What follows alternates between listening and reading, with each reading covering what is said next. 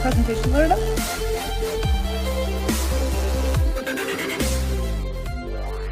There we go.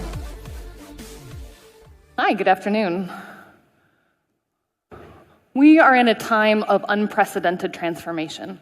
The world is changing incredibly rapidly, exponentially, so intensely, and yet, as Volcker put it so aptly, there will never be another moment than this one right here, while the world is transforming so slowly.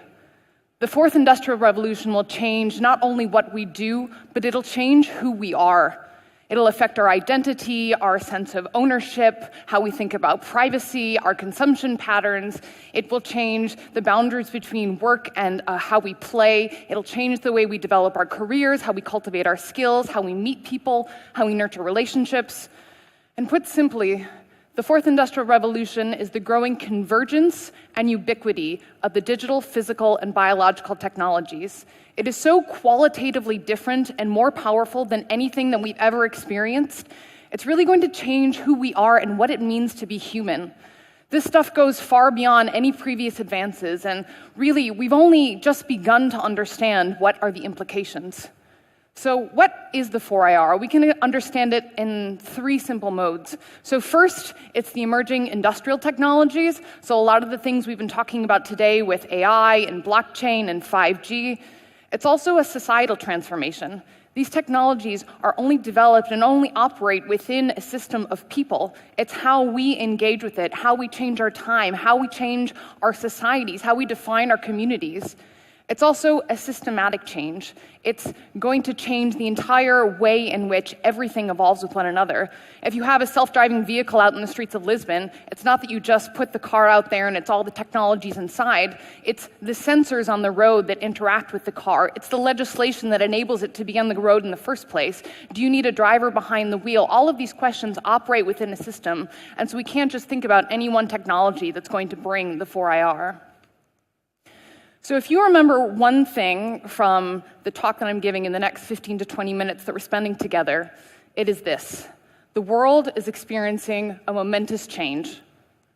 But you, me, all of us, we have the power to shape that future. Nothing is predetermined. Nothing is set in stone. We're here at this critical juncture, at this precipice, at this Rubicon, if you will, and we have the opportunity right now to put down in the sand what is the future that we would like to see.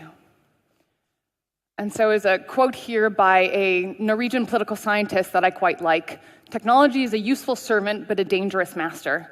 And this is very important for us to remember. Technology is a tool. It helps enable us get to where we want to go. We need to embed the ethics and the values that we want to see and not let technology be the driver of that future. So I thought it'd be useful if we do a bit of a history lesson and understand how we got to where we are. So the first industrial revolution started in the 1750s, and this was critically important because it was the history that marked the era of mechanization. This is a time when we began to understand how to use different energy sources and when industries began to rule the world. And in particular, steam was critically important. We had prototypes of steam engines since the 1600s, but it was the introduction of the crankshaft and the gears, like the one you see in this photograph, that was developed by James Watt, which made the qualitative difference and made us leap into what we have with steam engines from locomotives to driving the textile revolution. Here in the second industrial revolution, this photograph is here from where I grew up. This is in Highland Park, Michigan. I'm from Detroit. And in this photo, you'll see the first assembly lines that were developed in 1913. The second industrial revolution has mass production, it has the assembly line, it has electricity, and so many critical mini-revolutions came out of this time. You had the internal combustion engine in the 1850s.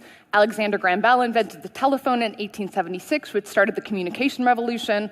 The phonograph, invented by Edison in 1877, which changed the entertainment and the way in which we consume music in our homes, as well as, of course, the airplane that was invented by the Wright brothers in 1903. And if we look at this photograph, Henry Ford is not just famous for his inventions and for creating the assembly line, he was also famous for being a terrible boss. He was actually quite strict with his employees, and it really changed the nature of the way in which the worker engaged with the production system, that essentially saw the individual as an extension of the machine, and this transformed the way in which we see workers' rights for the better and in many ways for the worse. And now if we move on to the third industrial revolution, we're here in living colors starting in the 1960s, otherwise known as the digital revolution. This is where we currently are now, as well as moving into the fourth industrial revolution. And here you had moving away from just the analog, electronic, and mechanical devices, and now we have the technological infrastructure which underpins everything. So it's the personal computer, it's the internet, and it's all of the ICT infrastructure. And what's amazing is you think of how rapidly we've moved through this industrial revolution. If you think at the computers here, they used to take up an entire room when they were initially invented. They would take up entire buildings, and now we all carry one around in our pocket. And as we move now into the fourth industrial revolution, it's really building on the digital revolution, but it's representing a new way in which technology becomes embedded within societies and even within our human bodies. If we think about the tiny little pills, the microchips that scientists have invented that you're able to swallow, and it's able to give you all this information, to move from the room-sized computer to one that you can fit in the palm of your hand is quite incredible. And it's not just the incremental changes, it's really an exponential change. If you think about the riots that you had yesterday in the streets, or not quite riots, but the demonstrations you had with the taxi drivers against Uber, it's because Uber is not just an incremental change from the taxi system, it's fundamentally revolutionizing what it means. And so much of this is able because of data. The amount of data that we're generating is absolutely incredible. By 2020, just a little over a year from now, we're going to have 50 billion devices connected to the internet. And that means it's the sensors in the road, in your house, and the consumer electronics that you buy embedded in our body. And all of this data leads us to ask, who owns this data? What's happening with this data?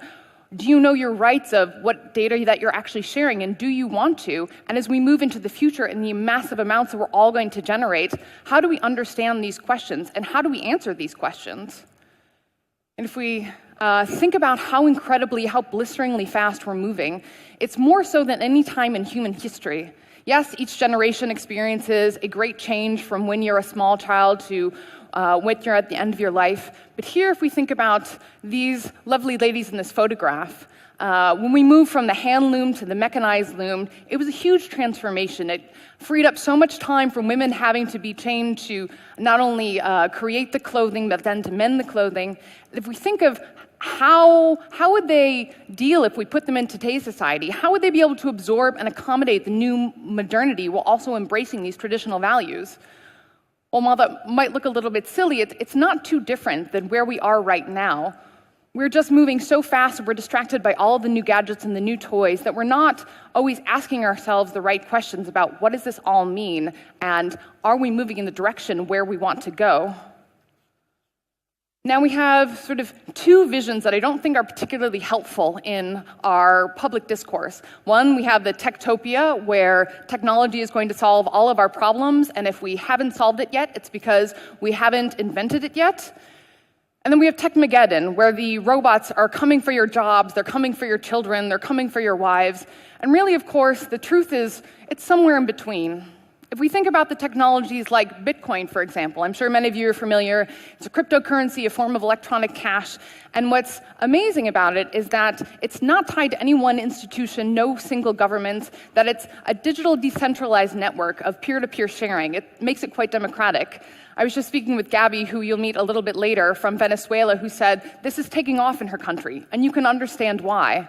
But yet, on the other hand, Bitcoin has a lot of critics because it's also used in illegal transactions. The way that you get Bitcoin is to mine it, which necessitates a huge amount of electricity consumption, which is very unsustainable.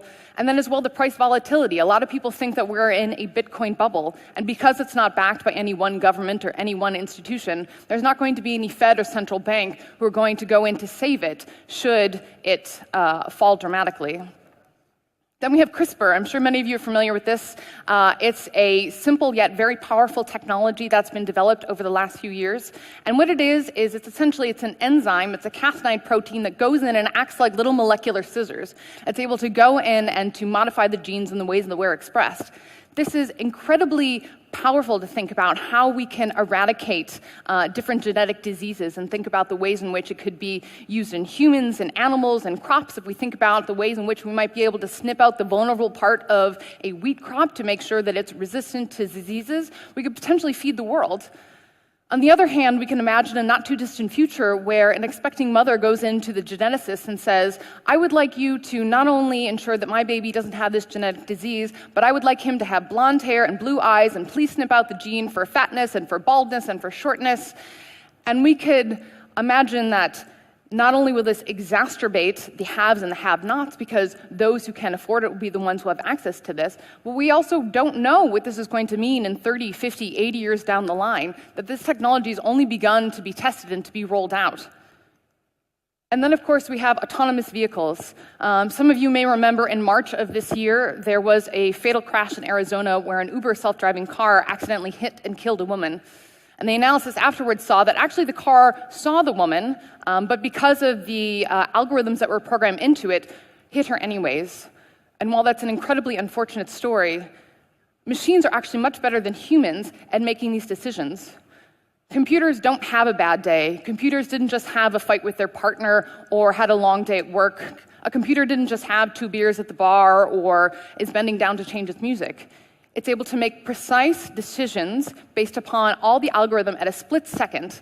But intuitively, us as humans, we're not comfortable with that. We feel more comfortable with the person behind the wheel, no matter how imperfect that they are. And so how do we think about these decisions? Some of you may be familiar with the MIT Moral Machine. In 2016, they did a massive study with 4 million people that asked these questions. When should a car swerve to avoid a pedestrian? What if it endangers the passengers inside? Do you swerve to hit a cat? What about a dog? What about a child? What about a family? And unsurprisingly, there wasn't one golden answer that came up. The answer varied depending on your age, your gender, your family situation, whether you had children or not. And so as we think about how do we make these decisions, autonomous vehicles are coming to our streets very soon. Who is the one who is making these choices? And how do we make this as a society, as a community? What's going to be the correct algorithm? And I would challenge you to say, is this really that different from any of the questions that we're dealing with currently? Already the person who's designing the median in the highway inherently makes a value judgment, because how sharp you make that turn, how fast you make that highway sign is going to depend on whether a car hits the wall and is potentially just breaking someone's arm or could be fatal. Now, this is a problem because there's a mismatch in incentives. Companies, they want to sell you the most widgets, they want to take the most data, they want to make the most money. And then you have policymakers and legislators, on the other hand, who want to protect their citizens. And they also want to protect their citizens while also not stifling innovation. And really, technology governance, it's really hard. And you can't blame the policymakers, because innovation is designed to be incredibly fast, and governance is very slow, and that's by design. And that's a good thing. We want to give our legislators time to be able to debate, to consult with all sorts of stakeholders, to make sure that they're making the right decision. But by nature, this means that legislators will constantly be chasing behind the innovation. We saw at the Facebook hearings that most legislators are woefully not prepared to be able to even ask the right questions. And at the World Economic Forum, we believe that while we may never all see eye to eye, we need to be having these conversations. And not just when a disaster hits. We need to be having them at the beginning, when the technology is being developed. We need to ensure that civil society is having their voice heard, that the government's views are being understood, and that the companies are able to explain where they're going and what they'd like to do. Now I'm going to skip ahead a few slides because we're running low on time, so pardon this, but I would like to stop here. So this is a map done by John Matherly. He describes himself as an internet cartographer. And what he does is he uses an internet messaging protocol where he sends out a ping. So every connected device, every computer, every connected cow then sends a ping back and is able to map out onto the screen. And what you'll see is not only are there a lot of connected cows, but really there's a lot of black spots here. And what we know about this is that this means that there are all sorts of people who don't have access to the internet. But it's not only that. We know that we have at least 600 million people who don't have access to mechanization, who live on smallholder farms. We know that around 1/3 of the world's population lack clean drinking water and sanitation. Around 1/6 of the world's population have no electricity. Both of these systems, all of these things were developed in the first and second industrial revolutions. The Internet Society estimates that this year, somewhere in December, early December-ish in 2018, that we're going to hit the milestone where 50% of the world's population is online. That's amazing. That is so cool. But that still means that 50% of the world's population is not online. And while there are many reasons, and unfortunately we don't have time to get into them here today, but this is tied to a lot of things. If you're not even on the first rung of the ladder, if you're not able to access the digital divide, it's going to turn into a fourth industrial revolution chasm. So now, what can you do? So I'd offer you 4 simple steps. 1, become aware. Know what are your rights. Choose what apps you download. Understand how your data is being used. We've all heard the phrase, if the product is free, then you're the product. Well, educate yourself. Know what companies you're engaging with. Know their ethos. Know what their practice is. Understand who's giving back to the community and who's taking it away. You also have the power to protect yourself. You can protect your privacy. You can protect your data. You should be exercising good phone hygiene. Know what apps are on your phone. You can use a VPN so that you have anonymized searches, or you can use something like DuckDuckGo rather than some of the other large search engines if you'd like to make sure that you have control of what is your data and how it's being used. Secondly, invest in yourself. Right now, you can go online, and there are literally thousands of free online classes or MOOCs that are available. You can learn about the latest technology. You can learn how to code. I was just checking yesterday, and you can take a free course on neural networks and deep learning taught by a Stanford professor. There are literally hundreds of universities offering courses in software design. If you'd like to take Introduction to Programming of Python in Spanish, the Catholic University of Chile offers that free as well. All of us have not only the right, but really the responsibility with the opportunity that we've been given with the devices in our pockets to be able to utilize them to help educate ourselves and ensure that we are good stewards for the 4IR. Importantly, you should invest in others. You should know and be conscious of how we spend our time, how we spend our money, what products we buy. Are we doing sustainable sourcing? Are the companies we're investing in making good choices and helping to make more colors on that map rather than less? We need to encourage our legislators on how we spend our national resources, how we spend our aid dollars, and are we investing in the right causes? Are you engaging in peer-to-peer lending and all sorts of platforms that are out there that can help do social good? And then finally, make your views known. Become active. Your phone in your pocket gives you a bigger voice. Use it. Become political. All of us, we have the power to influence not only how technologies are developed, but how they're adopted. Technology, it doesn't evolve in isolation. As much, yes, as it's the product of science and of engineering, it's also a product of values and of institutions. And rather than asking the question of what will technology do to us, how can we use it as a tool? How can we use it to better our societies, better our economies, better ourselves? And really, the challenge is to convince our leaders to work together, to have those conversations, because the true impact of the fourth industrial revolution is in our hands. Thank you very much.